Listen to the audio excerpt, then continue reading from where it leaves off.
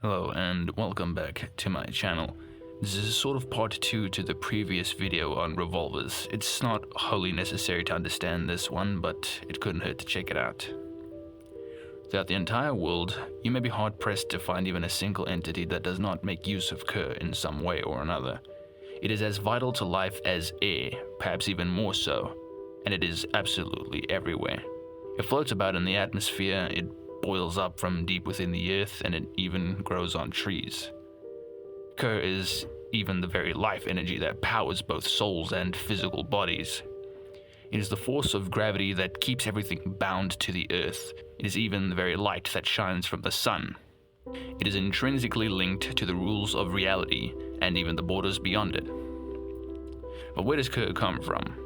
Well, it is in fact a much more stable and controllable form of an even more ancient and much more powerful energy, the crucible flux, the very stuff of creation. It is pure chaos, an endless churning of energy that gives rise to life and destroys it all the same. You won't find flux in its true form anymore, at least not anywhere where a human can go. When compared to Kerr, it is the difference between a nice, finely aged bottle of wine and pure ethanol. Kerr, however, is the flux broken down into more ordered and controllable aspects. Humans arrived on the planet in an age where the flux was, for all intents and purposes, gone, so they were designed to live in areas where the levels were just right to allow for them to flourish. When absorbed by humans, Kerr is stored in the body. The amount of which can be stored varies from person to person, but can be increased through arduous training. Kerr is channeled through specialized veins filled with conductive fluid. These veins spread throughout the body and are more dense around the extremities.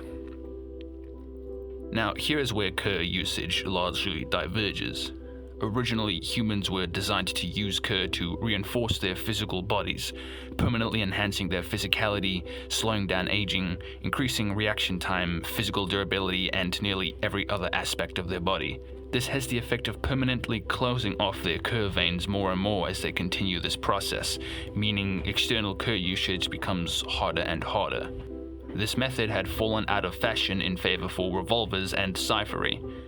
However, in the far-off eastern continent of Detresh, this is still widely practiced by most nations, and especially those in the warring empire of Aoke. More on them in another time, though. To use Kerr, one must summon up a charge from within their Kerr bladder, called the whirlpool or maelstrom.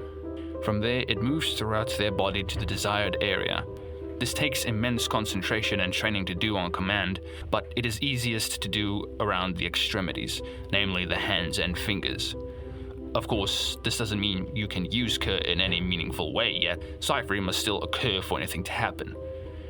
The issue is that most forms of Kerr, once expelled from the hand, can cause major damage.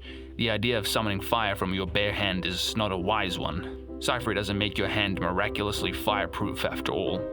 This is why conduits are used for the majority of cyphery. Even unformed Kerr, if uncontrolled, can have disastrous consequences. If too much Kerr flows from a body part without control, or if the veins aren't properly developed, it can cause the affected area to blow apart in a gory display. But even for those who are experienced in the ways of cyphery can push their bodies too far and meld parts of their physical form with Kerr. This phenomenon is called phantom limb, where a part of the body has blurred the lines between the physical and the metaphysical. This typically means the body part can become unusable both physically and with Kerr. It is a condition many cypherers dread and train their entire lives to avoid. Some individuals do use this method for cyphery, but the types they use are often tame and much less prone to cascading, such as basic spells for healing and temporary bodily enhancement.